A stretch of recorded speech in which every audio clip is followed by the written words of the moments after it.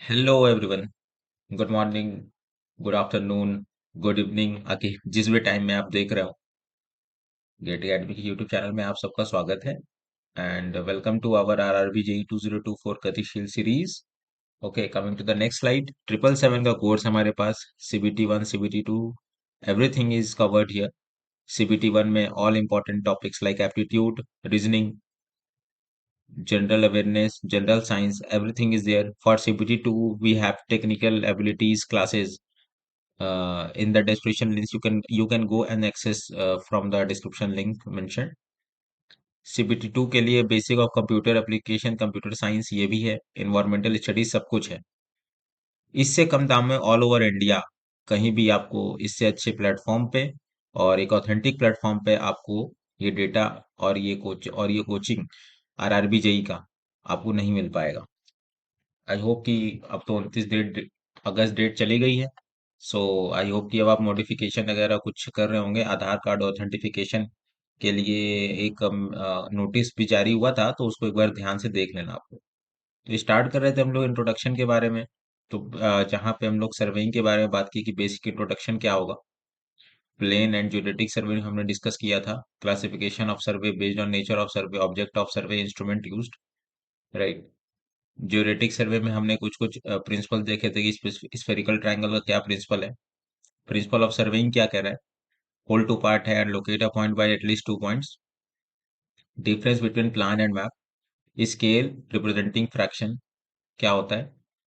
Shrinkage factor और shrinkage scale किसको कहा जाता है। डेजिग्नेटेड लेंथ ऑफ चैन क्या है इसमें। टाइप्स ऑफ स्केल के बारे में हमने जाना था कि कौन कौन से स्केल होते हैं। ठीक है। तो ग्राफिकल स्केल होता है एंड प्लेन स्केल होता है और एक वर्नियर स्केल होता है।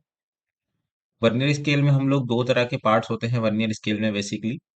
पहला होता है मेन स्केल, दूसरा होता है vernier scale. Types of vernier में डायरेक्ट वर्नियर आता है, रेट्रोग्रेड वर्नियर आता है, एक्सटेंडेड वर्नियर आता है, डबल वर्नियर आता है। इन सब के अलग अलग केसेस होते हैं जो कि आपको याद होने चाहिए। चेन सर्वेइंग में हम लोग पढ़े थे कि चेनिंग क्या होती है, मेन स्टेशन ये सब क्या होते हैं, थोड़े मोड़े बेसिक्स आपको पता होना चाहिए। क्योंकि एमसीक्यूज यहाँ से बनते हैं। Base line, tie line for short dated links and subsidiary line, check line और proof line to check the accuracy of work and offset. Revenue chain, Gunter chain, engineering chain क्या क्या होता है। अब चेनिंग करेंगे तो उसके लिए तो हमें चेन तो चाहिए ना मेजर करने के लिए। तो ये तीन तरह के चेन होते हैं और एक मेट्रिक चेन भी होता है। मेट्रिक चेन दो तरह के डेजिग्नेटेड लेंथ होते हैं, जैसे कि 20 मीटर का एक हो गया और एक 30 मीटर का हो गया। 30 मीटर में ±8 mm होता है। मैं ये बार बार कह रहा हूँ बिकॉज इतना आपको पता होना चाहिए, बेसिक बेसिक। इसी के इर्द गिर्द कहीं से बीच बीच में पूछ लिया जाता है, तो आपको एक रिलेटिव रेफरेंस पता होना चाहिए। स्टील टेप हमारे पास बहुत सारे के टेप्स होते हैं, लेकिन उसमें से इनवर्ट टेप की जो एक्यूरेसी होती है वो सबसे ज्यादा होती है। Invar tape greater than steel, है ना। And steel is greater than metallic and metallic is greater than liner. Chaining accessories कौन कौन से यूज करते हैं। चेनिंग के दौरान क्या क्या चीज हम लोग एक्सेसरीज हम लोग यूज करते हैं। Pegs, arrow, ranging rod, offset rod, ये सारी चीजें। Chaining has two method, direct method, indirect method. Direct method तब हम लोग यूज करते हैं जब एक दूसरा स्टेशन इंटरविजिबल होता है। करेक्शन ड्यू टू स्टैंडर्डाइजेशन, बहुत सारे टेप करेक्शंस होते हैं। ठीक है। तो इसको आपको काउंट करके रखना। आप देखिए आपके सामने 8 तरह के करेक्शंस निकले हैं। इसको आप लोग लिखोगे पेपर में और ये चीजें आपको पता होना चाहिए। ठीक है, कि क्या कैसे हो रहा है। Correction due to standardisation, correction due to temperature, correction due to pull, correction due to slope, correction due to wrong alignment, correction due to sag, correction due to MSL, correction due to hypotenuse lines. Correction due to standardisation में हमने देखा था, पिछले class में discuss किया था, ये आपको पढ़ना पड़ेगा। अगर मैं आपको फिर से कह रहा हूँ कि अगर आप आपको यहाँ कॉन्सेप्ट नहीं मिल रहा है इस लेक्चर में, it's kind of only introduction to important topics, right. आपको यहाँ केवल इंपॉर्टेंट टॉपिक्स के बारे में डिस्कशन होता है और कुछ नहीं है। इंपॉर्टेंट टॉपिक्स जो क्वेश्चंस अभी के 5-6 सालों में पूछे जा रहे हैं, सारे इंपॉर्टेंट टॉपिक्स है। आप मिलाइएगा मेरी बातों को तो आप ये पाओगे कि ईएससी में भी ऐसे ही क्वेश्चन यहाँ से पूछे जाते हैं। ये बहुत इंपॉर्टेंट प्रिंसिपल हैं, इनको आप हल्के में नहीं ले सकते। Correction due to pull, correction due to pull again, sorry temperature होगा यहाँ पे।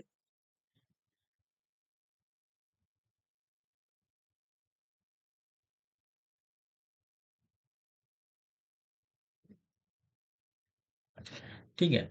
correction due to temperature, correction due to pull, correction due to slope, correction due to wrong alignment, correction due to sag, correction due to MSL, hypotenuse allowance, obstacle in चेनिंग, RBL हमने पढ़ा था कि ये चेनिंग obstacle होता है और ranging में यही ऑब्स्टेकल होते हैं। राइट एंगल मेजरमेंट करने के लिए हमारे पास कौन कौन से डिवाइसेस होते हैं, तो क्रॉस स्टाफ होता है, ऑप्टिकल स्क्वायर होता है, प्रिज्म स्क्वायर होता है, बियरिंग होता है, true bearing, magnetic bearing. Bearing होता है measurement of angle with respect to a fixed meridian.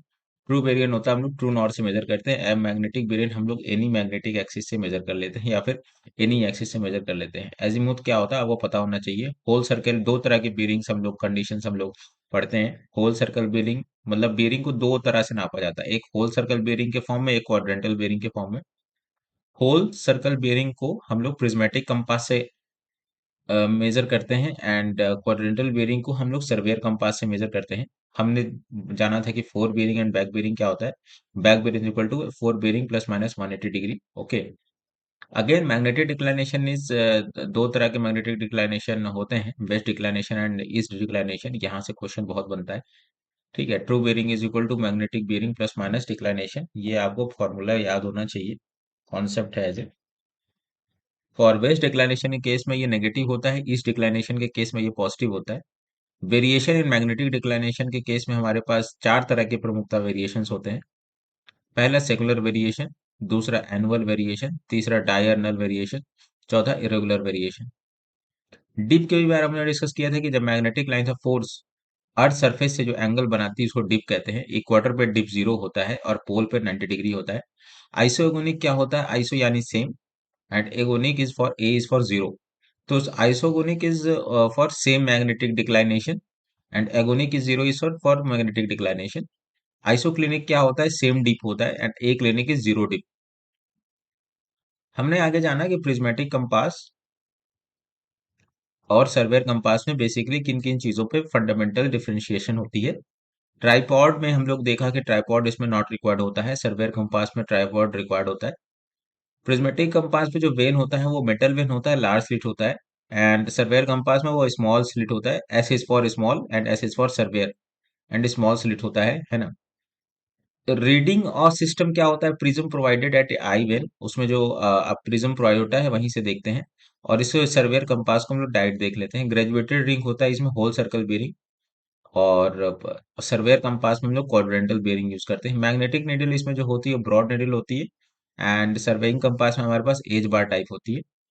Local attraction के बारे में हमने पढ़ा था कि if the difference between fore bearing, अगर अगर कहीं भी अगर मैग्नेटिक अट्रैक्शन होता है तो वहां पे जो फोर बेरिंग और बैक बेरिंग का जो डिफरेंस होता है वो 180 डिग्री नहीं हो पाता है, तो लोकल अट्रैक्शन प्रिवेल्स, है ना। वन एंड से कभी ऐसा होता है कि एक छोर से भी हो सकता है, एक एक स्टेशन से भी हो सकता है, दूसरे स्टेशन से भी हो सकता है। और how to compensate local distraction, तो इसके बारे में आपको एक कॉन्सेप्ट पता होना चाहिए। आगे बढ़ते हैं अब अगले कॉन्सेप्ट की ओर, थोड़ेलाइट, जो कि बहुत बहुत इंपॉर्टेंट है। इसके बिना तो आपका, आप सर्विंग में अगर पढ़ रहे हैं और जेई में आपको बनना है तो थोड़ेलाइट आपको पढ़ना ही पड़ेगा। ठीक है, तो क्या करते हैं थोड़ेलाइट से हम लोग, थोड़ेलाइट से हम लोग एंगल मेजर करते हैं। वर्टिकल एंगल मेजर करते हैं, vertical and horizontal angle measure करते हैं, सबको पता होगा। Horizontal and vertical angle measure करते हैं, और डिस्टेंस भी calculate, vertical distance and horizontal distance, तो ये भी आपको पता होना चाहिए। और दूसरा रेंजिंग के भी काम में आता है। थर्ड लाइट बहुत बहुत इंपॉर्टेंट टॉपिक है, इसको छोड़ना लायक तो बनता ही नहीं है।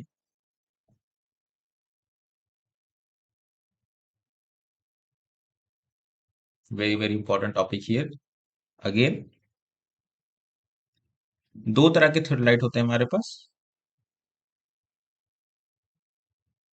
दोनों ही आपको पता होना चाहिए कि ये क्या कह रहे हैं। एक होता है ट्रांजिट थर्ड लाइट, एक होता है non transit third light. Okay, transit third light में मूवमेंट होती है, नॉन ट्रांजिट में मूवमेंट नहीं हो पाती है। ओके, अगेन एक और बेसिक क्लासिफिकेशन होता है इसमें, precise third light, vernier third light, sorry,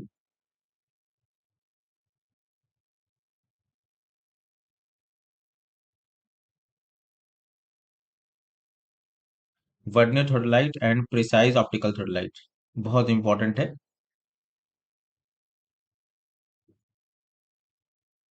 इसको आप छोड़ नहीं सकते। ठीक है, ये बेसिकली कुछ क्लासिफिकेशन होता है थर्ड का।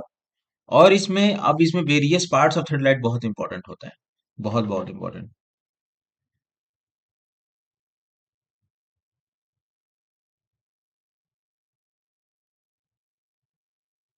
वेरियस पार्ट्स ऑफ थर्ड जैसे कि हमारे पास हो गया कि बताओ लोअर प्लेट और उनका function, lower plate, upper plate,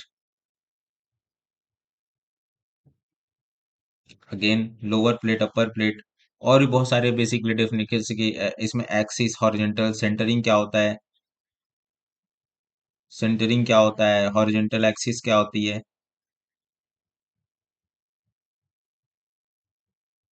line of site क्या होता है, एक्सिस ऑफ लेवल ट्यूब क्या होता है।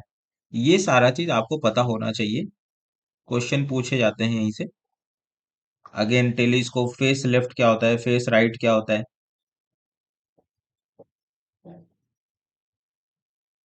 फेस लेफ्ट क्या होता है, फेस राइट क्या होता है, टेलीस्कोप नॉर्मल इन्वर्टेड क्या होता है। ये सब सारा आपको पता होना चाहिए। ये बहुत इंपॉर्टेंट कॉन्सेप्ट है। अगेन ये सब आपको सारा पता होना चाहिए। ठीक है। और सारे फंडामेंटल्स, और इसमें आता है कि फंडामेंटल लाइंस ऑफ थर्ड।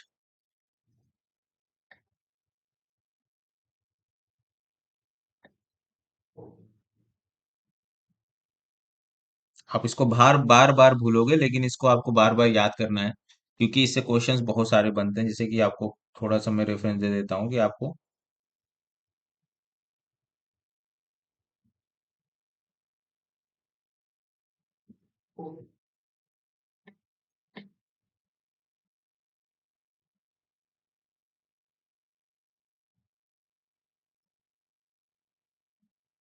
तो आप ये समझ पा रहे होगे, इसके बारे में आपको सारा कुछ पता होना चाहिए।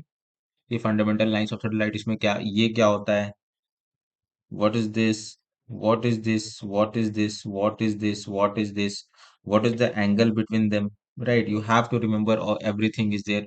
इनके इनके बीच में क्या रिलेशन है, तो ये आपको सारा कुछ पता होना चाहिए। ठीक है, इनके बारे में डायरेक्ट पूछ लिया जाता है। एक दो तरह के एडजस्टमेंट होते हैं।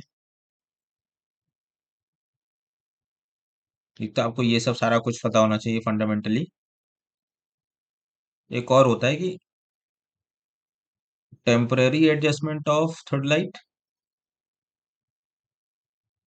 जेई में इतना पढ़ लेंगे बहुत है थर्ड लाइट के लिए। Temporary adjustment of theodolite and permanent adjustment of third light.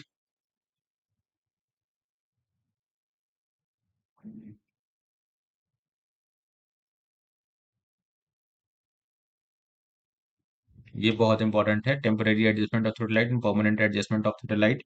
Okay. Again आपको टेम्पररी में क्या करना पड़ता है, आपको परमानेंट एडजस्टमेंट में क्या करना पड़ता है, तो ये सारा चीज आपको पता होना चाहिए। इसके साथ एक बहुत इंपॉर्टेंट है कि आप एंगल कैसे मेजर कर रहे हो, horizontal angle. Various methods for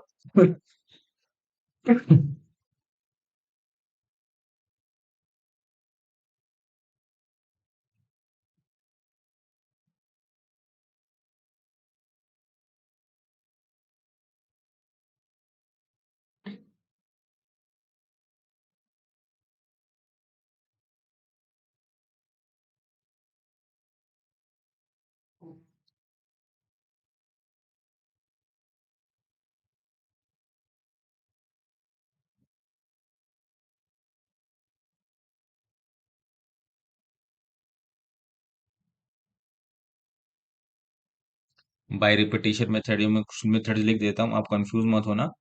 bye रिआइट्रेशन method, ये सब आपको डिटेल में पढ़ना पड़ेगा, बिना ऊपर ऊपर गए और यहीं से कुछ कुछ टॉप कॉन्सेप्ट घुस के पूछ लेता है, तो आपको पता होना ही चाहिए।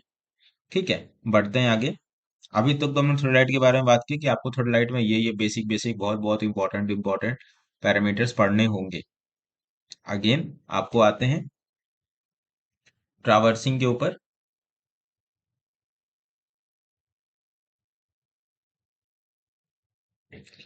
ट्रैवर्सिंग क्या होता है? लेंथ और डायरेक्शन हम लोग मेजर करते हैं ट्रैवर्सिंग केस में, ठीक है। कनेक्टेड लाइंस होते हैं जिसमें हम लोग लेंथ एंड डायरेक्शन हम लोग मेजर करते हैं, ठीक है, with the help of angle and all. ठीक है, तो ट्रैवर्सिंग में हम लोग ये करते हैं। तो ट्रैवर्सिंग में हमारे पास बहुत सारे मेथड्स होते हैं, जैसे कि पहला हो गया कि loose needle method,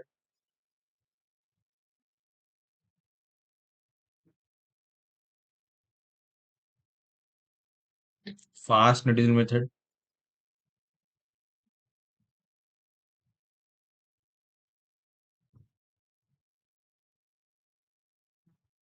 method of included angle,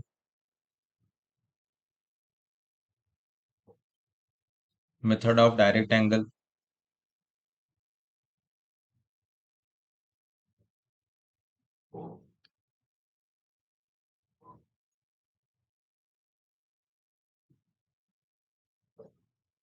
method of deflection angle.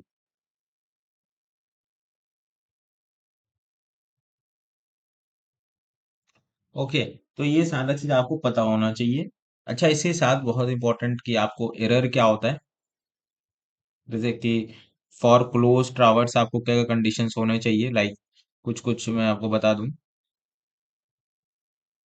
जैसे कि जो डिपार्चर है वो जीरो होना चाहिए, summation and summation of latitude वो भी जीरो होना चाहिए। क्लोजिंग एरर के बारे में आपको पता होना चाहिए।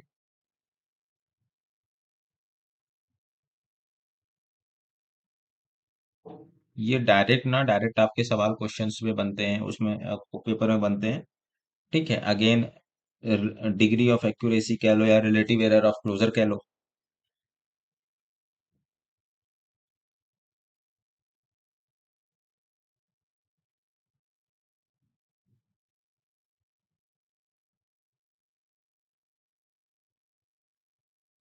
ओके, तो ये सारा चीज आपको पता होना ही चाहिए, है ना। आपको वेल्ड कंडीशन, ओपन टावर्स क्या होता है, क्लोज टावर्स क्या होता है, इतना तो पता ही होगा, ठीक है। अच्छा, जब ओपन टावर्स हो गया और उसमें कुछ एरर आ गए, तो उसको हम लोग कैसे सही करेंगे, तो उसके बारे में हम लोग देखेंगे कि क्या कहते हैं इस कॉन्सेप्ट को। ये बहुत इंपॉर्टेंट कॉन्सेप्ट है, adjustment of towers,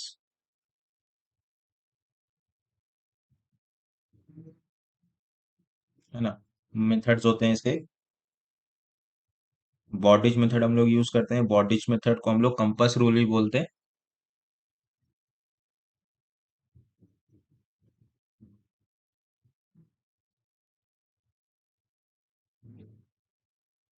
transit rule, transit method, सबकी अलग अलग डिस्टिंग्विशिंग है कि कैसे वो होता है। एक्सिस, एक होता है एक्सिस मेथड होता है और एक ग्राफिकल मेथड होता है। तो ये सारा चीज आपको पता होना चाहिए, बहुत इंपॉर्टेंट है।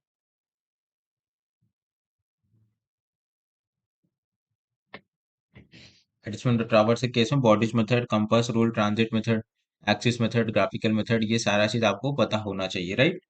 ठीक है, तो अब आगे हम लोग बढ़ते हैं। हमने लाइट के बारे में हम जान लिया, हमने ट्रावर्सिंग के बारे में जान लिया, अब हम लोग लेवलिंग के बारे में बात करेंगे।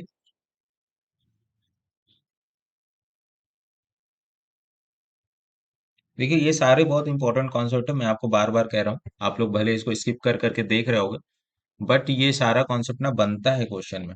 अगर आपको विश्वास नहीं हो तो आप कोई पेपर उठाओ एंड वहां से ये जो टॉपिक से मैच करो कि ये जो यशोदीप सर ने बताया ये मैच कर रहा है या नहीं कर रहा है, तो आप देखोगे कि जो 90% क्वेश्चन है वो यहीं से बन रहा है।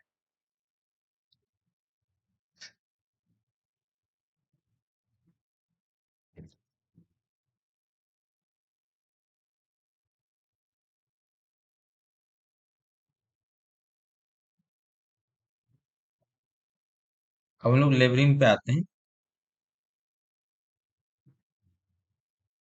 Difference of elevation of various points, इसको लेवलिंग कहा जाता है, ठीक है। हम लोग इसमें एलिवेशन का वेरियस हाइट निकालते हैं और उसके बाद उसको हम लोग डिफरेंशिएट करते हैं, ठीक है, दैट इज कॉल्ड लेवलिंग। इसमें भी बहुत सारे कॉन्सेप्ट हमको देखने पड़ते हैं, जैसे कि इसमें कुछ कुछ डिनोमिनेशन जो हम लोग यूज करते हैं, जैसे कि लाइन ऑफ साइट हो गया। क्या होता है पूछ लेगा डायरेक्ट, लाइन ऑफ साइट हो गया, लाइन ऑफ कोलिमेशन हो गया,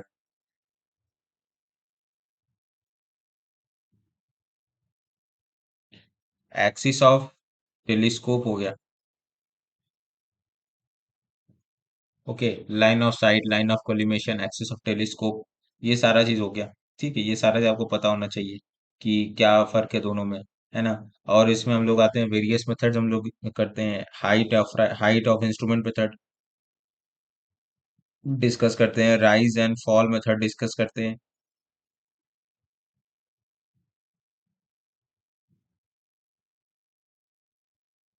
हाइट ऑफ इंस्ट्रूमेंट मेथड हो गया, राइज एंड फॉल मेथड हो गया, बैक साइड, है ना।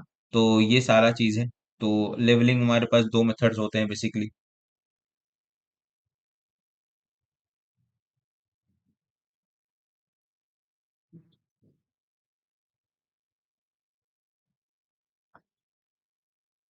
जब सामने वाला पॉइंट या फिर कुछ भी जिसको आप लेवल कर रहे हो वो स- अच्छे से विजिबल हो, that is called direct levelling, है ना।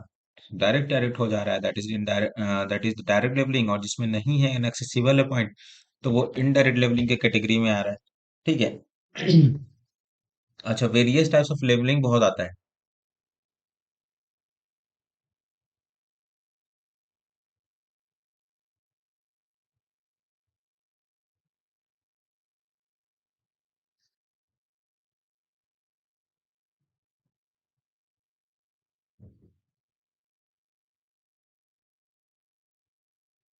पहले इनडायरेक्ट की बात करेंगे।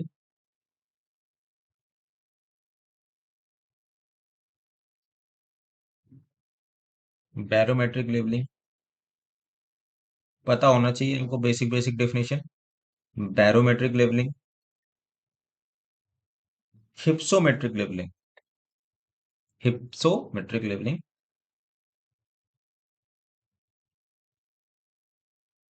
Trigonometric levelling.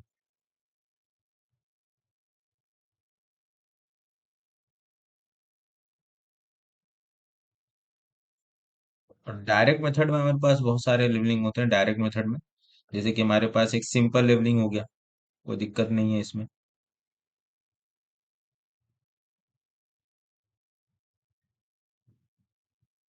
डिफरेंशियल लेवलिंग हो गया। अच्छा, डिफरेंशियल में भी ना बहुत सब पार्ट्स हैं, कई कई स्टैंडर्ड बुक्स में सब पार्ट्स हैं, ठीक है। डिफरेंशियल लेवलिंग हो गया। अगेन, चेक लेवलिंग हो गया। सबका यूज आता है। क्वेश्चन है, बताओ, एकदम ऐसे कंफ्यूज कर देगा कि प्रोफाइल लेवलिंग में और चेक लेवलिंग में आप कंफ्यूज जाओगे स्टेटमेंट में। तो ये सारे स्टेटमेंट आपको पता होना चाहिए।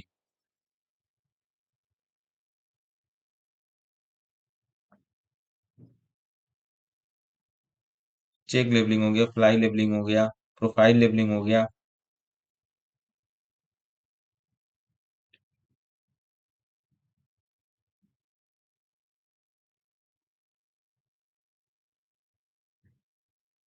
क्रॉस सेक्शन लेवलिंग हो गया।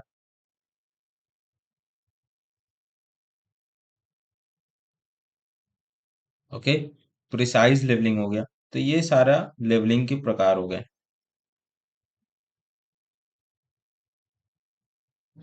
ठीक है। इसके साथ एक बहुत जरूरी कॉन्सेप्ट है, रेसिप्रोकेटिंग लेवलिंग। बहुत इंपॉर्टेंट। कितना इंपॉर्टेंट मैं बोल दूं, बहुत इंपॉर्टेंट।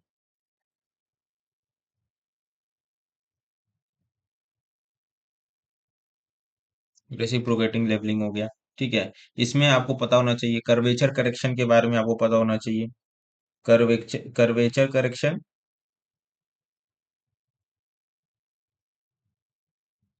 रिफ्रैक्शन करेक्शन क्या होता है।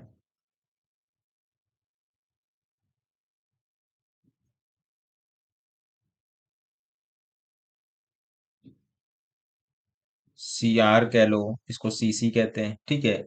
ओके। सो कंबाइंड करेक्शन होता है, ठीक है, तो इसको सी सी प्लस सी आर हो जाता है। तो ये चीज आपको पता होना चाहिए, इसकी क्या वैल्यू होती है, इसकी क्या वैल्यू होती है, ये सब आपको डिटेल क्लास में देखना पड़ेगा। अगेन, कॉलिमेशन एरर क्या होता है। बहुत इंपॉर्टेंट चल रहा है सेशन, हल्के मत लीजिएगा इसको। कॉलिमेशन एरर हो गया। ठीक है। सेंसिटिविटी ऑफ बबल ट्यूब हो गया, बहुत इंपॉर्टेंट।